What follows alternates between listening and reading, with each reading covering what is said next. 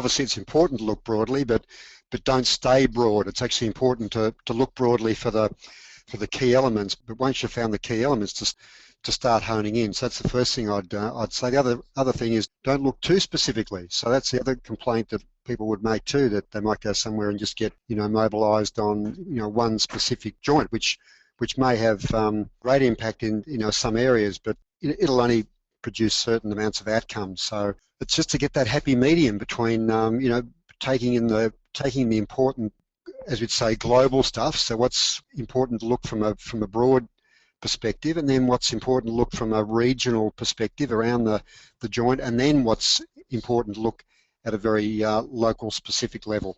So that's what I'd say would be a couple of things.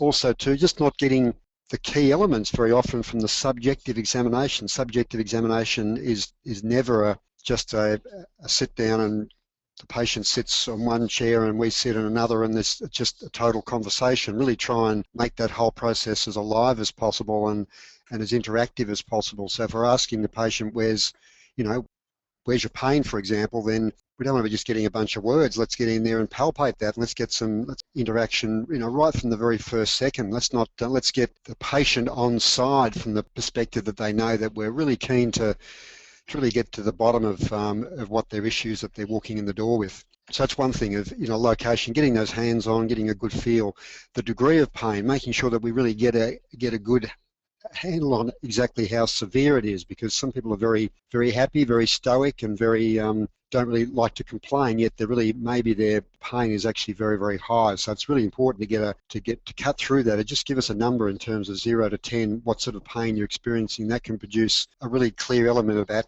exactly how severe or how mild the presentation might be. I think it's important as well to talk about the offsets. So if a person tells you that they've got certain strategies that help them at home, well then, can you show me exactly what you do, please, and get them to whatever they do. If it's a stretch or it's a strengthening thing or it's a mobilisation themselves, let's get down and show me exactly what you do, because you can get so much information from seeing how somebody approaches their own treatment, whether they're very switched on and what sort of aggression they apply to their own body. You might be very surprised that you might have thought that their pain was, at a certain level that you might have first of all thought you better go quite conservative today. Then when you look at what they do at home to get relief, it might be something that's actually quite strong and quite aggressive. And if that gives them really profound relief, well then you know that you can start your treatment at a higher level in terms of the aggression. Other thing is getting a really good idea of their level of irritability. So make sure we know where they sit in terms of their irritability. And I guess what three elements would tell us when someone's got very high irritability. That is, their pain is pretty severe.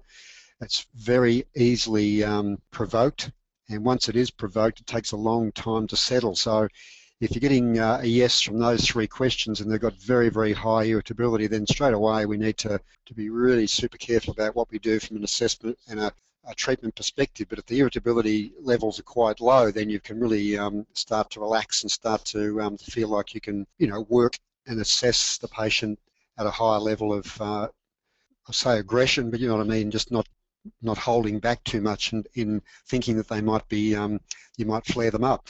And the other thing is just past treatments. What have you done in the past, and what's worked for you? So that's going to tell you a lot about what other people have done in terms of their diagnosis and how aggressively or how carefully they've worked on you, and what sort of response you've had from certain treatments. So already you're starting with a really good level of understanding about how the person reacts and how they interact with their other practitioners. So that's just a couple of things that I'd say are really important to make sure that we cover, and that perhaps some people may not put as much emphasis as perhaps I would. There's components of both that really stand out as being, is very, very important. But I don't think any which one is more important. I hear lots of doctors saying, oh, look, the subjective examination is completely critical. Pretty much after that, I know what I'm doing. The objective examination is just to clarify that. And I'd say, you know what, I wouldn't go as far as to say that. I think, yeah, the questions is really important, and it's good to get a good feel of what's going on. But gee, until you start palpating, until you start looking at somebody's movement and the way they do move, then really I don't reckon you can you can make all your judgments solely from the subjective examination. That would be my thoughts, that they're both incredibly important to the whole process. The workshop in Sydney, Geoff, is an assessment session for the low back, but I think we want to be doing at least some interventions through there, so focusing on assessments, both subjective and objective. But then what are the really key elements that I'm looking at? I don't want to just spend the whole time with participants just giving them one test after another test. That sort of stuff is, to me, just totally useless. You've really got to make, why did I do that test? What's the purpose of that? What am I actually trying to get from that? And then if you're just doing the test because someone said if the test is a good one to do, well, that's just not a good enough reason to do it. You really got to, have a great reason for doing anything in your clinical setting, as far as I'm concerned. Yeah, so it's not going to be just assessment. We'll be definitely making sure that we make some good, meaningful discussions out of what we find, and bring the whole thing alive, because it's really, isn't it? It's part of the whole treatment process, because to be confident that you are on the right pathway, and that if we do some interventions, that we're going to get a positive result. Or no, your pain is is way too aggressive, it's way too irritable, that it's just not quite the right time for us to intervene with our soft tissue work. Let's get some input from another practitioner, and then we'll carry on some treatment, perhaps if necessary, later on.